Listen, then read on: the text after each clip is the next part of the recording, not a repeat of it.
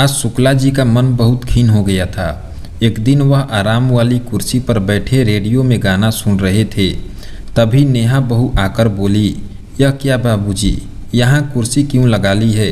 कितनी बुरी लग रही है। यहाँ इतना सुंदर झूला लगा है, उसमें बैठकर भी गाना सुन सकते हैं। यह पुराना रेडियो स्टूल पर रख लिया, वह भी यहाँ। आप इन सामानों को अपने कमरे में ही जमाइए, इस नए घर में नहीं। और वो भी यहाँ पुरानी कुर्सी स्टूल के ऊपर से यह रेडियो रख लिया। तब शुक्ला जी ने कहा, अरे बहू, खुले में गाना सुनने का मन किया तो रखवा लिया। फिर नेहा बहू ने कहा, बाबूजी, आपके इन सामानों से घर की चमक चली गई है। ऐसा लग रहा है कि जैसा पुराना कचरा भर दिया हो घर में। अब पुरानी रेडियो की जगह नई मोबाइल से गाना सुन सकते हैं और आरामदायक झूला लगा है, उसमें बैठ सकते हैं। पर आपको तो पुरानी कुर्सी में ही बैठना है। बहू की बात सुनकर शुक्ला जी का मन बहुत उदास हो गया। उन्हें ऐसा लगने लगा कि जैसे वह घर का कोई फालतू सामान है। इससे अच्छा तो वह गांव में ही थे।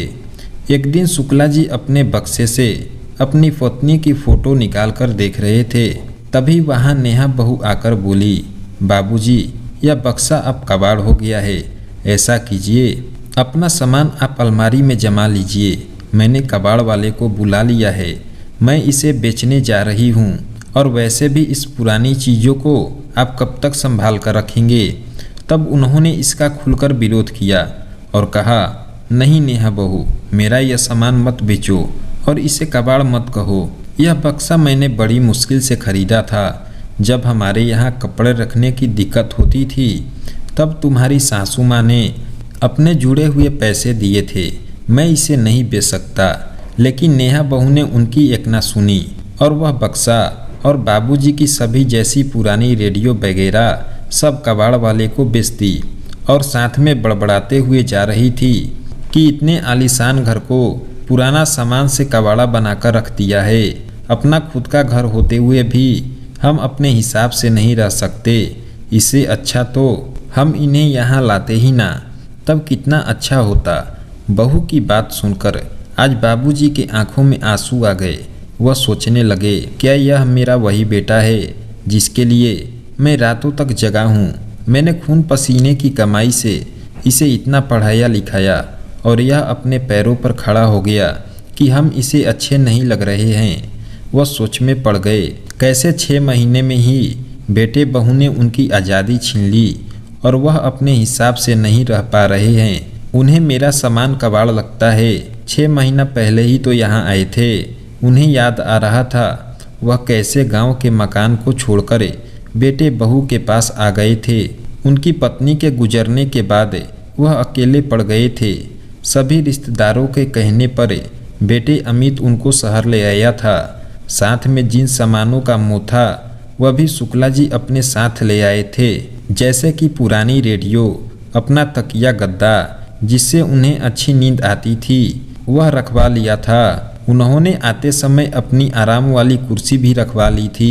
तब बेटे ने टोका, अरे बाबूजी, इस पुराने सामान का क्या करोगे?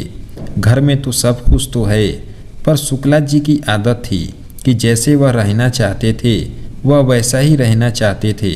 पर क्या पता था कि बहू को मेरा सामान इतना खटकेगा। और उसमें उनका पुराना बक्सा भी शामिल था जिसमें उन्होंने अपना अमूल्य सामान रखा था। कुछ अपनी यादों के फोटो फ्रेम और पुरानी घड़ी, पत्नी के कढ़ाई के रुमाल और उनके कपड़े, पत्र इत्यादि उन्होंने अपने बक्से में रख लिए थे। आज उन्होंने बहुत सोचकर निर्णय लिया, मुझे अब यहाँ नहीं रहना। बहुत सह लिया, बहुत हो गई बहू की टोका टोकी। मैं जैसा हूँ गांव में ही रह लूँगा। उन्होंने शाम को टैक्सी बुलाई और तभी अमित भी आ गया। वे अपने कपड़े जूते टैक्सी में रखने लगे। तभी वह बोला, अरे बाबूजी, कहाँ चल दिए? तब बाबूजी ने भरे दुख भरे भाव से कहा, तुझे और तेरी बीवी को मेरा सामान कबाड़ लगता है। अब मैं अपने गांव जा रहा हूँ। तुम अपने बड़े आलीशान घर में अपने हिसाब से रहना। मैं अपनी कुर्सी आंगन में भी नहीं लगा सकता और मेरा बक्सा कबाड़ लगता है जो तेरी माँ ने कितनी मुश्किल से जोड़कर पैसे दिए थे तब खरीदा था। जब बक्सा खराब या टूटा फूटा नहीं था तो तेरी बीवी ने उसे कैसे बेच दिया? यह तेरी माँ की निशानी थी और उस पुराने सामान के साथ तेरी माँ की यादें जुड़ी थी। उस सामानों से ऐसा लगता था जैसे तुम्हारी माँ मेरे साथ हो, लेकिन तुम्हारी बीवी ने वह सब कुछ मुझसे छीन लिया। इसलिए मैं यहाँ से जा रहा हूँ। तुम दोनों को मेरा यहाँ रहना बहुत लगता है, तो मैं यहाँ से चला जाता हूँ। तब अमित हाथ जोड़कर कहने लगा, अरे बाबूजी, मुझे नहीं पता कि नेहा ने आपके साथ ऐसा क्यों किया। तभी वहाँ नेहा आ गई और बोली, बाबूजी, मैं तो सिर्फ यही चाहती थी कि पुराने सामान को बेचकर आपको कुछ नए सामान दिलवा दूँ। वह पुराना सामान नए घर में अच्छा नहीं लग रहा था। तब बाबूजी ने कहा, बेटा तुम अपने नए घर में नए सामान के साथ आराम से रहो। मैं गांव इसीलिए जा रहा हूँ कि कम से कम खुले में अपने हिसाब से तो रह सकूँ, और मैं अकेले नहीं हूँ, गांव वाले हैं मेरे साथ, और अपने गुजारे के लिए मैं खेती के पैसे से गुजारा कर लूँगा। तुम्हें मेरी चिंता करने की कोई ज़रूरत नहीं है। तभी अमित बोला, बाबूजी, लोग क्या कहेंगे कि मैं अपने पिता का ख्याल नहीं रख पाया। बाबूजी, मुझे माफ़ कर दीजिए, मुझसे बहुत बड़ी गलती हो गई।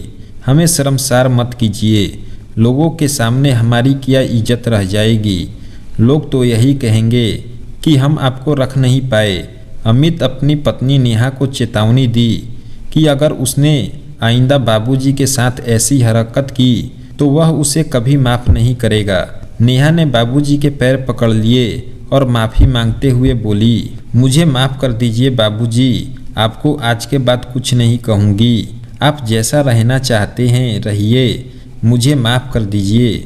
नेहा ने कुछ ही देर में कबाड़ वाले को फ़ोन करके बाबूजी का सारा सामान मंगवा लिया। यह देखकर बाबूजी बहुत खुश हो गए। नेहा ने पुराने बक्से को फोम की सीट से लेदर कवर करवा हॉल के साइड में सेट करवा दिया, और उनका रेडियो भी, और उनके कमरे के साइड में बेटे ने सेट करवा दिया और रेडियो में भी कवर लगवा दिया। बहू ने सभी पुरानी चीज़ों को नया लुक दे दिया था, जिसे देखकर बाबूजी बहुत खुश हो गए। अब वह नया मोबाइल भी चलाना सीखकर आंगन के झूले में बैठकर गाना सुनने लगे, और वह एक नई खुशहाल जिंदगी बेटे बहू के साथ जीने लगे। दोस्तों, जैसा कि हम सभी जानते हैं कि पुरानी चीज़ों के साथ बड़े बुजुर्गों का मोह होता है। वह अपने से दूर नहीं करना चाहते, और उनके सामानों को नया लुक दिया जाए। उनके सामानों को भी यादों के साथ सहेजा जा सकता है, इसलिए उनकी यादों को हटाने की कोशिश नहीं करनी चाहिए।